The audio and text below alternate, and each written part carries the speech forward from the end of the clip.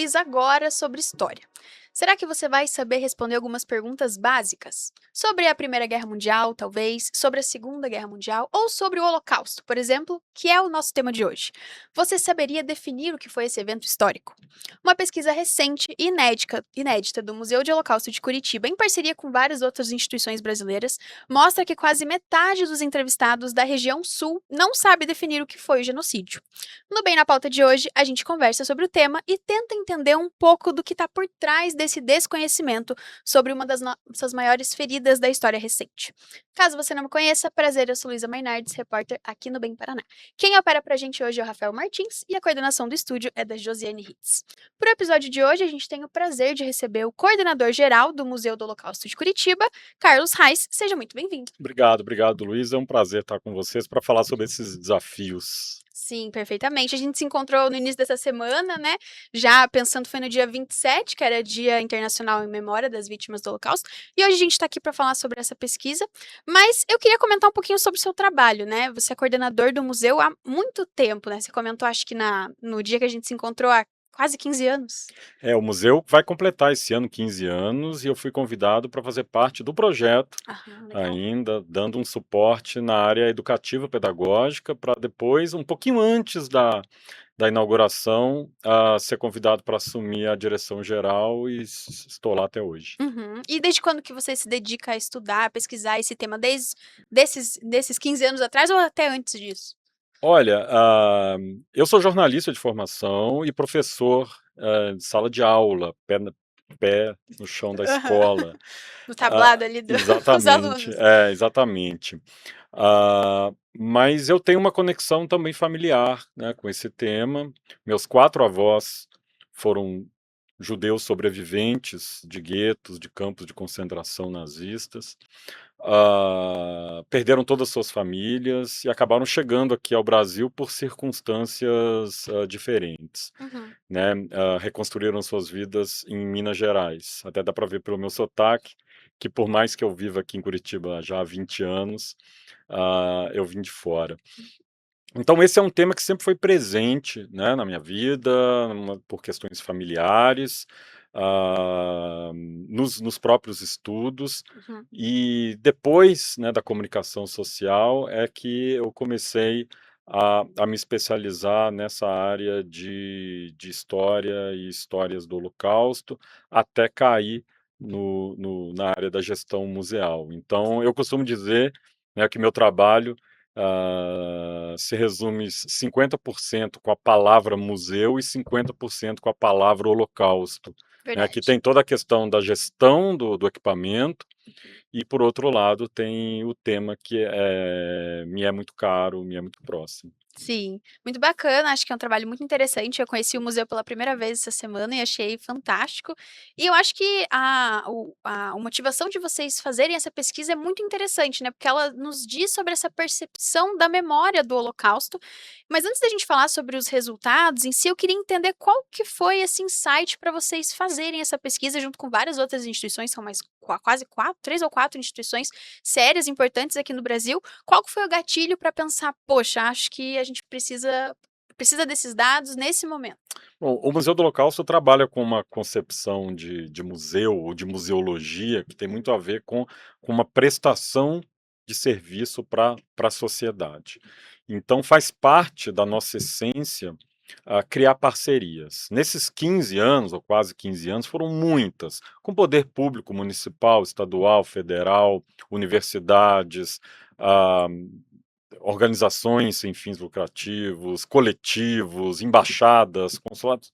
uhum, E em todos esses projetos, nós carregamos com a gente muitas intuições, ah, senso comum hum, de como seria a percepção da população brasileira em relação a esse tema. Foram muitas, dezenas e dezenas de escolas, de universidades. O museu também forma professores para fazer esse trabalho em sala de aula. E realmente chegou um momento em que, para que novos passos possam ser dados em novas parcerias, chegou a hora de definitivamente ter dados na mão. Então, parar Uhum, de conjunturar e trabalhar a partir de intuições uhum, simples e trabalharmos esses dados. E esses dados são fundamentais, assim como qualquer dado de pesquisas de opinião, para criar estratégias, né? uhum. Então, o ponto fundamental é novas parcerias, novos passos. O Museu do Holocausto de Curitiba, além de ser um orgulho aqui para nossa cidade, para o nosso estado, ele já se transformou no Museu do Holocausto do Brasil. Ele tem pezinhos fora do Brasil, ele é conhecido. Então, para seguir crescendo, para seguir relevante com as pautas sociais, a gente precisava desses dados. E eu acho que esse é só o início de um trabalho longo que vai acontecer. Sim, e o mapeamento foi realizado no ano passado, né? Então, ao longo de 2025, os resultados vêm agora para começar um ano novo, né? Pensar numa trajetória diferente. Queria perguntar qual que foi a amplitude aí da pesquisa, né? Quais regiões foram estudadas? Pelo que eu vi ali, os entrevistados estão na casa dos milhares. Realmente foi bastante gente, né? Foi. A pesquisa foi dividida em 2 etapas. Foi feita uma etapa piloto, no primeiro semestre, abril, se não me falha a memória, aqui na Uhum, região sul. Nas 3 capitais e 3 regiões metropolitanas. Essa equipe levantou esses dados, e chegou a divulgar os resultados para a gente. legal. E nós nos surpreendemos com alguns dos resultados e corremos atrás de algumas instituições, em São Paulo, principalmente, que pudessem nos ajudar numa grande parceria para que essa pesquisa pudesse seguir por mais algumas regiões metropolitanas. Então, Que legal. outras 7 foram escolhidas para que em setembro ou outubro do ano passado foi feita a segunda etapa. Então, no Uhum, total, foram 11 regiões metropolitanas, capitais e regiões metropolitanas, com pouco mais de 7, entre 7 e 8 mil entrevistados. Nós fizemos alguns recortes, né? O principal deles foi ouvir maiores de 18 anos. uhum, Ouvir menores pressupõe algumas questões legais e um protocolo diferente, uhum. que imagino que seja importante realizar isso em outro âmbito, no âmbito das escolas, mas a pesquisa de rua foi realizada com maiores de 18 anos, e o mais interessante é que os resultados também podem e são segmentados, então a gente Sim. consegue entender as opiniões, os resultados a partir de idade, de escolaridade, até de Uhum. religião, Gênero. de gênero, Uhum, e também de religião, e a gente consegue cruzar esses dados. Eu tenho falado para o pessoal lá no museu que foi um grande esforço para realizar essa pesquisa, mas que para a gente o trabalho de fato começa agora com sim. esses números na mão. Sim. Eu vi tinha um pedacinho ali bem assim no cantinho, falando que, eu achei interessante que as entrevistas foram na rua mesmo, Foram na rua. em, terminal de ônibus, o pessoal onde tem comércio, e eu achei isso interessante, né, acho que Sim. é um ambiente também importante de se fazer esse tipo de pesquisa, né. Sim, né, é bom deixar evidente, né, que foi contratado um instituto Uhum, de pesquisa, existe uma metodologia, existe uma margem de erro uhum, que tem que ser levada em consideração. Existe uma metodologia que já é seguida, né, protocolar para outros assuntos, inclusive para pesquisas eleitorais. Então nós estamos muito, hã, satisfeitos e convictos desse retrato, né, uhum, dessa foto momentânea sim. que a pesquisa nos deu, e que também nos dá a possibilidade de, daqui a algum tempo, repeti-la e, de novo, comparar os dados, aonde a gente Sim. tem avançado Uhum, e onde nós estacionamos, né. sim. Eu já sinto que, sem a pesquisa, seria seguir, com o trabalho tateando No no escuro. escuro Uhum, os próximos caminhos, sim. e a gente não pode depender só, por mais que esse seja o nosso trabalho, que a gente esteja imerso no tema da educação e da memória do Holocausto, mais da educação e da memória do Holocausto do que do Holocausto em si, Uhum, mas por mais que a gente esteja inserido e mergulhado nesse tema e nesse contexto, eh, ainda é, era até então muito baseado na percepção que a gente tinha do ensino dos livros didáticos e do contato que a gente tem com os educadores. Eu acho que a gente não vai mais tatear no escuro. Sim, sim, isso é super importante. E agora falando um pouquinho sobre essas reflexões que a gente consegue fazer em cima desses dados, a pesquisa fala sobre a percepção e uma palavra se repete bastante, que é o desconhecimento, né.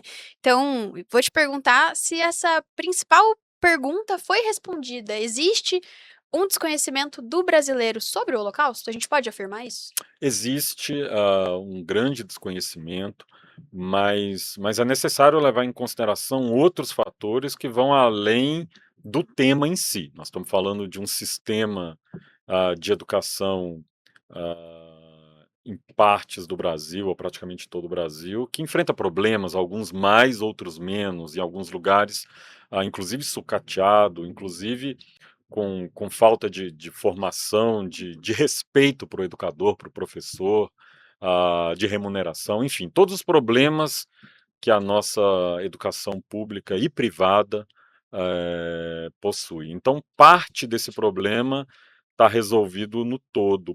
Mas a gente tem ouvido muito nos últimos anos de algumas pessoas, principalmente em função do aumento do antissemitismo, do aumento da violência, dos crimes de ódio,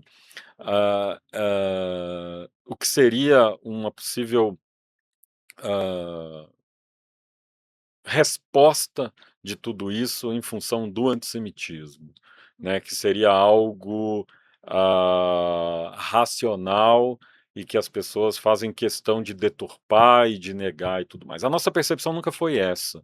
Existem essas pessoas, existem esses caminhos, existem essas instituições, mas a nossa percepção era de que a falta de conhecimento era maior e mais relevante do que a má-fé em relação ao ensino do tema, né. A gente, nos últimos anos, tem lidado com professores que não só desconhecem o tema, mas entendem minimamente que o tema é complexo o suficiente e isso causa receio, causa medo, causa repulsa. Eu não vou tratar desse tema em sala de aula, porque ele é muito complicado, ele é muito complexo, eu vou entrar em questões que eu desconheço, que eu não vou saber lidar com os meus alunos.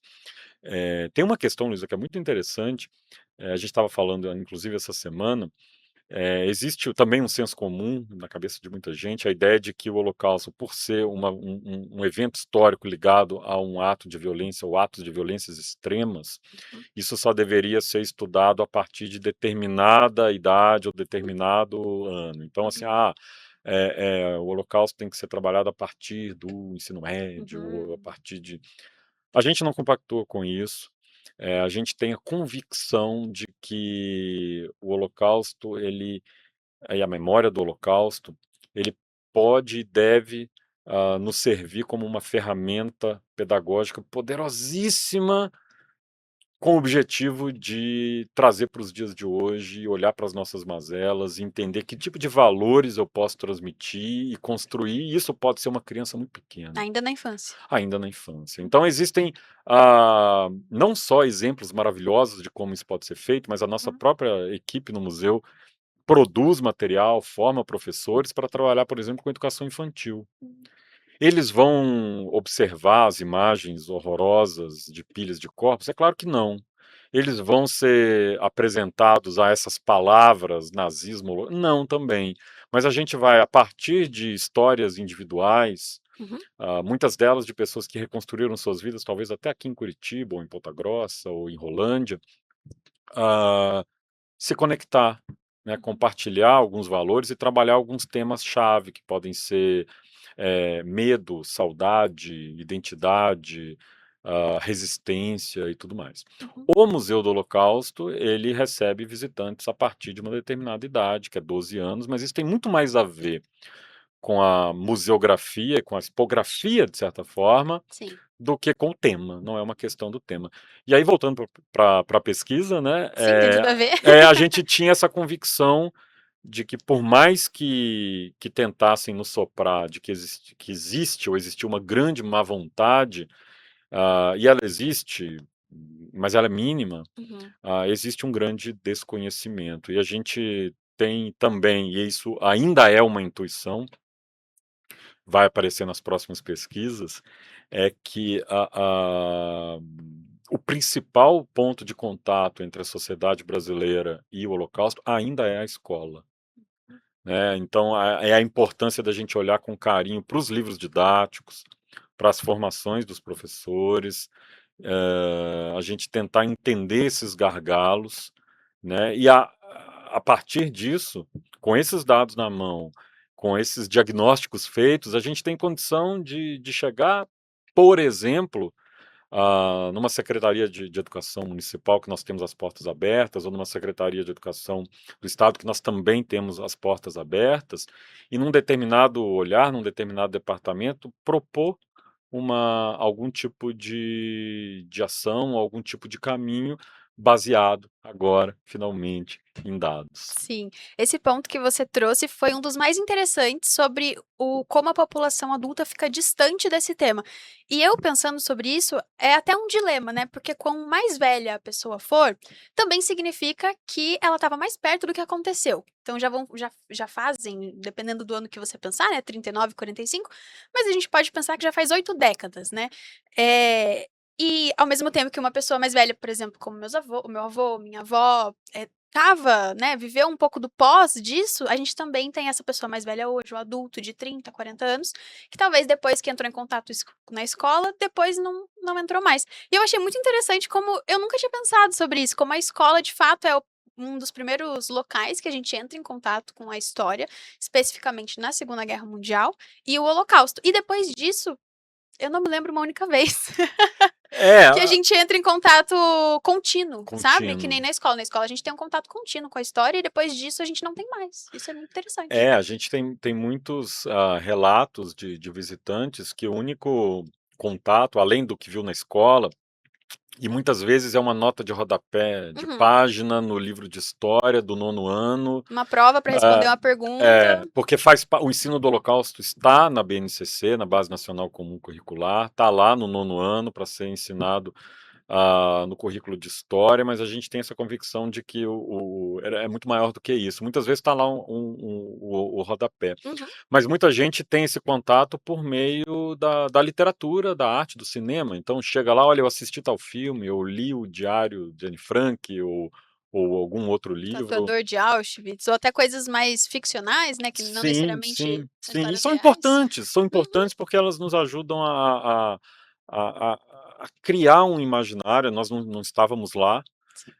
Eu posso falar, meus avós foram sobreviventes, mas foram meus avós, não fui eu. Eu não estive lá, eu não estava lá. Uhum. Então o cinema nos ajuda, a Sim. literatura nos ajuda, a arte, as artes plásticas, tudo isso nos ajuda a criar essa, essa imagem, né? Tem uma pergunta muito interessante na pesquisa que tem a ver com redes sociais, as redes sociais que as pessoas mais consomem. Então a gente, em algum momento, vai começar a cruzar esses dados de idade, de gênero, da rede social mais consumida, para tentar entender se a porcentagem de acertos nas respostas está maior ou está menor. Sim. Fizemos questão de Investigar esse investigar, de lado, né? inserir, e agora os Uhum. dados vão ser melhor trabalhados Uhum. para que a gente possa entender. Será que quem consome determinada rede social, que tem determinada faixa etária, com esses dois elementos combinados, tem uma faixa de acerto, de sucesso maior ou menor do que outros? Isso também nos interessa. Sim. E deu para perceber que o objetivo de vocês não era dificultar as perguntas, não era fazer um Um quiz. quiz, quem sabe mais, datas e coisas muito específicas, foram realmente perguntas bem abrangentes, bem básicas sobre o As Holocausto, né. perguntas de conteúdo específicas são duas apenas, Uhum. mas tem uma questão também que nos foi colocado pelo Instituto de Pesquisa, que é uma metodologia, faz parte da metodologia, e eu acho isso muito interessante, é que antes de perguntar, por exemplo, o que foi o Holocausto e dar 4, 5 opções de resposta, se perguntou se a pessoa tem conhecimento, conhece, já ouviu, sabe do que se trata, e também 4, 5 opções de resposta. Até para a gente entender se aquelas que dizem que sabem realmente acertaram, aquelas que dizem que já ouviram falar? Então, que conexão a gente consegue fazer entre essas 2 Sim. perguntas? Você já ouviu falar? Você conhece? "Ah, não, eu ouvi, eu conheço, tudo mais". "Ah, então agora me responde". E aí eu consigo cruzar Uhum. essas 2 perguntas, e posso dizer que por mais que a gente tenha, tido acesso, claro, ao conteúdo completo e ao primeiro relatório mais geral, estamos bastante ansiosos para começar a debruçar nos dados de fato, né, e entender justamente essas nuances. Sim. E falei um pouquinho sobre como a gente tá passando essa marca dos 80 anos, né. Te perguntar se o distanciamento temporal também pode ser considerado um elemento chave aí pra gente entender um pouco dessa percepção. Ah, sem dúvida. Nós vivemos um momento chave naquilo que nós entendemos como a construção da memória do Holocausto. Porque tem essa, né, Luísa, tem uma diferença entre lembrança e memória, Sim. né. Lembrança é algo individual, ele dificilmente tem a capacidade de ser compartilhado, e ele remete a alguma coisa que aconteceu, tá lá no passado. Eu me lembro de quando eu era criança, eu me lembro da minha infância e tudo mais. A memória não. A memória já é um componente social, ligado muito mais ao presente, ao futuro, do que ao passado. Então são fragmentos que aí sim podem ser compartilhados, e se transformar naquilo que a gente chama de uma memória coletiva de Sim. tudo isso, né. Tem que ser útil, tem que servir para alguma coisa. E a gente está num momento chave para essa construção dessa memória, porque nós somos a última geração que vai ter oportunidade de sentar na frente de um sobrevivente, de uma vítima desse genocídio, e ouvir da boca dela aquilo que ela passou, Sim. né. Restam poucos, no Brasil são um pouco mais de 200 ainda vivos, as Nossa. estimativas são de que chegaram aqui entre 25 e 30 mil judeus sobreviventes, do nazismo, e restam pouco mais de 200. A gente espera que eles cheguem bem com saúde até os 120 anos, mas mesmo assim, daqui a pouquinho, eles não vão estar mais com a gente. E não vai ser uma surpresa, nós estamos nos preparando para isso. Como é que vai ser a construção dessa memória para a próxima geração, daqui a 30 anos, daqui a 40 anos, daqui a 100, daqui a 1000 anos? É claro que a gente não tem como prever, mas a gente pode dar caminhos, desenvolver ferramentas, seja do ponto de vista educativo, seja do ponto de vista de memória, e nessas próprias pesquisas mesmo. Sim. Sem dúvida, o distanciamento ele dificulta, mas ele faz parte do processo. A gente tem que aceitar que o tempo está passando, a gente tem que aceitar que as gerações, a gente não está aqui para sempre, Uhum. eh, e não jogar a toalha. Bom, então não tem mais sobreviventes, não tem mais, os sobreviventes diretos, é a mesma coisa aqui no Brasil. Bom, não existem mais escravizados, vivos, ou daqui a algumas décadas não existem mais vítimas diretas torturadas pela ditadura militar, então a gente não tem mais como falar. Não faz o menor Ah, é bem por sentido, aí. não é bem por aí, a gente tem que se preparar para os próximos passos. E aí entra a pesquisa. A pesquisa nos ajuda a preparar um cenário de um momento em que pouquíssimos, né, vão Uhum. restar aqui com a gente, e em algum momento nenhum. A própria inauguração do museu há 14, quase 15 anos, eu me lembro do auditório cheio de senhores e senhoras, sobreviventes que reconstruíram suas vidas aqui com seus filhos, seus netos, Uhum. auditório cheio.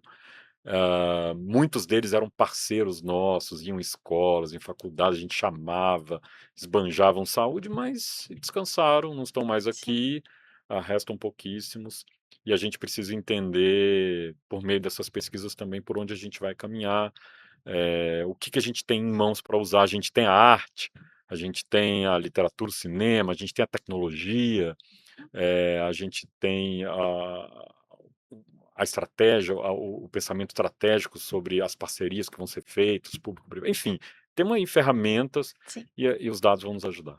É. Sei que é cedo para falar de um plano de ação, né, porque ainda tem muito a ser digerido e muito a ser discutido internamente, mas alguém que tem tanta experiência, né, com o museu e com o espaço e a ferramenta que o museu pode ser, te pergunto, né, o que se mostra mais eficiente para combater esse desconhecimento? É a gente falar sobre contexto, relembrar a história das vítimas, mostrar a repercussão desse evento no presente? O que tem se mostrado mais efetivo para a gente ter uns dados diferentes ano que vem, por exemplo? Bom, todos esses exemplos, todas esses caminhos são importantes, mas, a forma e o caminho com que a gente constrói esse conhecimento, ele acaba sendo tão importante quanto, Ok. né. A gente trabalha, no museu, uma perspectiva de que é necessário gerar empatia. Empatia tem sido cada vez mais difícil de ser construída, acaba acabou se transformando numa espécie de santo grau da educação. Todo professor sonha em gerar uma conexão, com o seu aluno, de certa forma. O museu trabalha com uma educação que é uma educação não formal, não é aquela educação formal, mas, em todo caso, isso é uma convicção de que a gente pode fazer uma analogia, e eu peço até licença para poder fazer essa analogia. ah, Existem diversas possibilidades de cuidados, ou de cuidados médicos, de certa Uhum, forma, ou de medicamentos, ou de tratamentos, mas aquilo que nos protege a longo prazo se chama vacina, e a educação é a vacina para isso, né. E seja a educação formal, seja a educação não formal, ah, uma forma que a gente atinge, esses jovens e consegue gerar empatia para aí sim trabalhar questões de contexto ou questão uhum. que quer que seja, isso é muito forte, é muito impactante, são as histórias. Então, ao invés de eu falar sobre 1.000.000, 2.000.000, Números, 500.000, números, estatísticas. estatísticas, ou inclusive chocá-los pela quantidade, então aqui tem uma pilha de sapatos, uma pilha de malas, uma Uhum, pilha de roupas, uma pilha de cabelo, ah, a gente não faz mais isso. Quando eu digo a gente não faz mais isso, porque a memória é sempre um processo de construção. A forma com que se entendia a memória do Holocausto há 30, 40 anos é muito diferente do que é hoje, pode ser que seja diferente depois, uhum, né. Significa que estava errado o que eles fizeram? Não, é uma questão é um processo de construção e desconstrução. E hoje a gente tem essa convicção de que mais do que mostrar uma pilha de sapatos, chocar os jovens com a pilha de sapatos, ou trabalhar grandes números dessas pilhas de sapatos, eu vou mostrar um sapato e eu vou contar a história daquela menina ou daquele menino, daquela criança, dono daquele sapato. E era uma criança como ele, que gostava de fazer as mesmas coisas que ele, que existiam problemas, existia discriminação, mas as pessoas viviam as suas vidas e de uhum, repente há um momento de ruptura, um momento em que um grupo, hã, se coloca à frente de outros grupos minoritários, como superior e esses como inferiores que precisam ser primeiro perseguidos, depois marginalizados, discriminados, deportados, usados como mão de obra e assassinados no final do processo, uhum, né. É com a história pessoal que brilha o olho, que abre uma janela, né. As pessoas acham que claro, a empatia é o mais difícil, mas ele não é o fim do processo. uhum, A empatia é o mais difícil, mas ele ainda é o início do processo, é abrir a janela, né. Abriu a janela, e eu estou usando essa metáfora, da janela que o Bauman usa, justamente porque a partir do momento que essa janela está aberta, aí sim o professor, o educador, o mediador,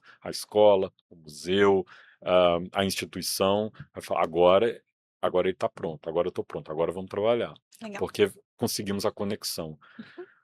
Não tem nada coisa mais difícil nos dias de hoje do que você prender a atenção, ah, De qualquer um. de qualquer um, né. Eu não Não estou só falando só de crianças, adolescentes, adultos. adultos, É né. A gente verdade. vê, estruturas, grades horárias das escolas mudando, porque aquele modelo das aulas durando 40 ou 50 minutos, ele já não funciona, Uhum. né. Existem pesquisas que mostram que esse foco máximo que a gente tinha de 40 minutos, hoje reduziu ali para entre 10 e 15 minutos. É o máximo de foco total. Então, como é que a gente consegue ampliar esse foco, né, dar mais autonomia para esse foco? É quando o jovem se conecta, e aí ele quer saber mais, aí ele se interessa, ele vai atrás, e a gente tenta fazer isso no museu, nos projetos, nos roteiros pedagógicos, Uhum. e aí vamos conseguir mostrar os contextos, né? O Sim. Holocausto não começa com as câmaras de gás, ele não começa com os fornos crematórios, existe essa uma fixação em se falar de Auschwitz 1943, mas se fala poucos, por exemplo, sobre Munique 1933, ou Berlim 1933, Uhum. ou Munique 1923. Vamos entender como é que é o Sim. processo. Não existe genocídio sem etapas, né? E nenhum genocídio começa Uhum. com o extermínio físico deliberado de crianças, de pessoas, aleatoriamente. Então vamos entender esses primeiros passos, até para a gente entender os sinais, né, as condições de possibilidade que podem existir. O Holocausto, como aconteceu, ele nunca mais vai acontecer, não vai Uhum. repetir exatamente como.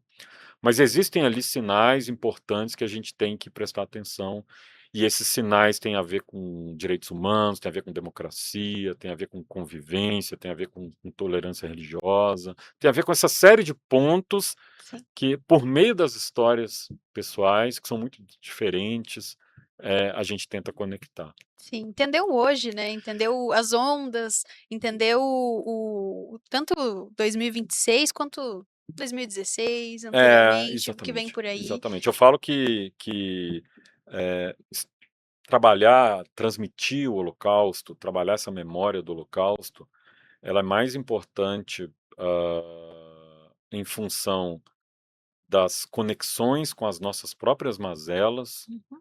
do que com o que realmente aconteceu, né. Eu posso falar uma frase que é um pouco forte, e que se ela for tirada do contexto fica até estranho, mas eu posso dizer que o trabalho fundamental de um museu do Holocausto não é transmitir o Holocausto por si só, né, porque o Holocausto é justamente esse instrumento, Uhum. ah, que é poderoso do ponto de vista pedagógico, que nos dá a possibilidade de gerar lições, né, ele não nos dá nenhuma lição crua, nenhum evento que as pessoas falam, né: porque Auschwitz era uma escola de direitos humanos". Não, Auschwitz é a escola da morte. A gente, a posteriori, que olha para trás e tenta ressignificar e trazer para hoje. Uhum. Então, quando eu falo que trabalhar o Holocausto é mais do que o Holocausto por si só, é que ele nos dá esse potencial de possibilidade de lições que a gente vai construir para a gente usar hoje, né. Eu falava isso para meus alunos em sala de aula ainda: "Se a gente tá qualquer coisa que vocês estiverem estudando,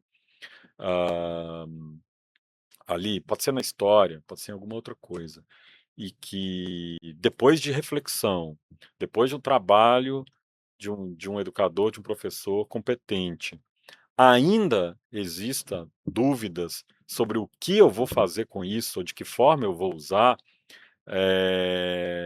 mesmo assim não descarte, porque isso é importante para a sua própria formação Uhum. como ser humano.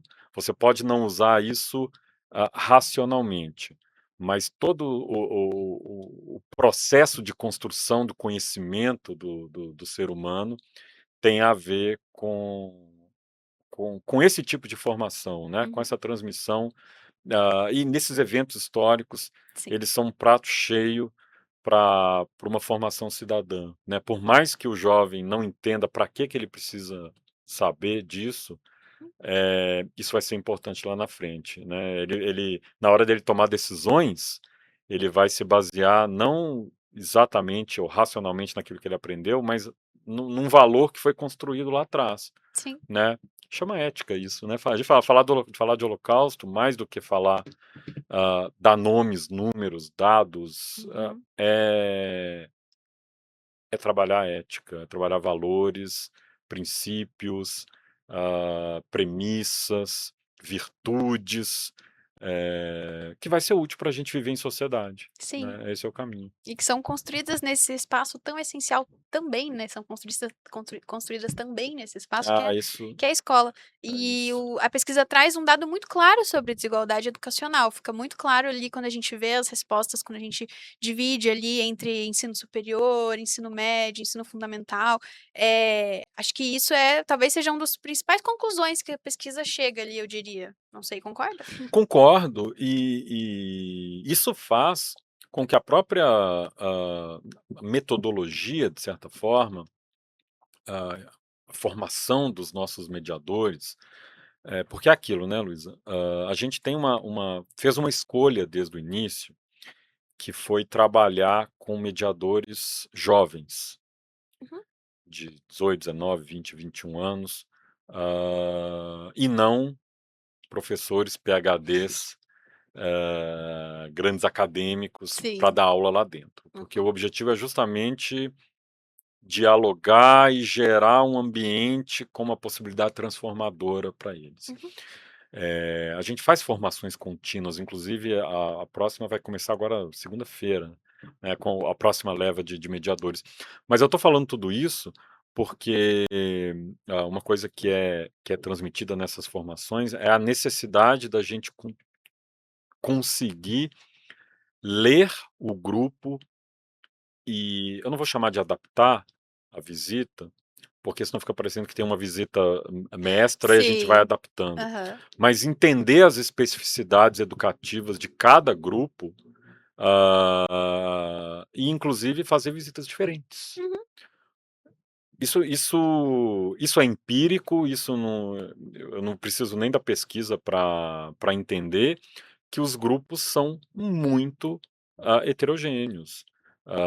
Grupos que chegam ao museu com alguma bagagem, porque leram algum livro, ou Tem um porque fizeram familiar. ou tem um familiar, ou porque tiveram a possibilidade de viajar para fora do Brasil e visitar, e outros grupos que nunca ouviram falar a palavra Holocausto e que provavelmente depois da visita voltar a nunca mais ouvir a palavra Holocausto. Então o que que eu posso contribuir, no caso do museu, durante 1 hora e meia de visita, para um jovem que vem de algum outro espaço, que vem de por exemplo, uma área rural, e as escolas vêm de muito longe para visitar o museu, vêm de muito longe. O que que eu posso proporcionar para a vida desse jovem, né? A gente costuma dizer que qualquer museu que a gente visita no mundo inteiro, não importa o tema, não importa se é um museu de arte, não importa se é um museu de história, não importa. Se a gente não sai diferente do jeito que a gente entrou, tem algum problema, ou com o museu ou com a Com a gente mesmo. gente. Sim. Então, assim, a gente tem que proporcionar algo que essa visita acenda uma faísca, gere um momento de epifania, Uhum. pode ser no dia seguinte, na semana seguinte. Viu uma coisa que é interessante? A gente percebeu logo no início, nas primeiras visitas, lá em 2012, ali no início, a gente percebeu que a estratégia de tentar tirar deles no final um feedback oral, Hum. oralizado, Uhum. então, depois disso tudo, o que que você leva daqui? Era uma dificuldade muito grande, porque, claro, o tema é muito forte, pega muito forte para alguns visitantes, para alguns é literalmente uma violência, um soco no estômago. A educação é essa sementinha que você planta, essa necessidade de plantar e querer ver a plantinha, nascer, muitas vezes atrapalha o processo. Uhum. Esse momento de epifania muitas vezes vai acontecer depois, Sim. ou quando ele precisar, ou em algum outro gatilho. Então isso vai acontecer e como eu falei, os grupos são tão heterogêneos que para nós se naturalizou essa ideia de que podem chegar grupos com bagagens e conhecimentos completamente diferentes. Uhum. No nosso caso ali, na nossa microatuação, eu posso dizer para você: "Tudo bem, estamos preparados, pode chegar um grupo de jovens de 12 anos, 13, 18, universitários, enfim, ensino fundamental 2, ensino Idosos. médio, idosos, existem grupos diversos, o museu recebe grupos, por exemplo, de formação, do BOP, por exemplo, Olha que ou interessante. grupos organizados, com pessoas em situação de rua em Curitiba, grupos de escoteiros, grupos, religiosos, não importa. Uhum. A gente consegue e vai atender e consegue construir a visita contando histórias individuais a partir da leitura que aquele mediador e que a gente consegue fazer daquele grupo. Isso no micro. No macro, a gente sente isso que a pesquisa nos mostrou, Sim. existe uma desigualdade muito grande. A gente troca muitas informações e projetos com outros museus, não só do Brasil, fora do Brasil. E existem alguns espaços, alguns museus, e a gente já teve a oportunidade de conversar, que para eles isso não é uma realidade, né. Nós estamos falando de países, na Europa principalmente, em que esses grupos, esse ensino, ele é muito mais homogêneo do que aqui. Então para eles não é uma questão, eles não precisam se preocupar com um grupo que vai chegar absolutamente, cru em relação ao tema. Isso não quer dizer que todos vão chegar E que eles não têm outras que eles não têm questões outras também. questões, né. Isso acontece muito na Europa. Para eles é um mas como vocês Como assim? fazem para receber um jovem que nunca ouviu falar no tema e ele tem o mesmo tempo de visita de alguém que já está num projeto na escola e que já está. Não, a gente consegue atender, a gente vai atender. Então, para o nosso Que legal. micro, ah, ação, Sim. é, a gente fala, né, tá tudo bem, Uhum. mas gera essa preocupação, esse desconforto. Inclusive nas próximas pesquisas, em algum momento, de alguma forma, isso também precisa ser cruzado com os dados, Uhum. com outros dados de outras pesquisas, Sim.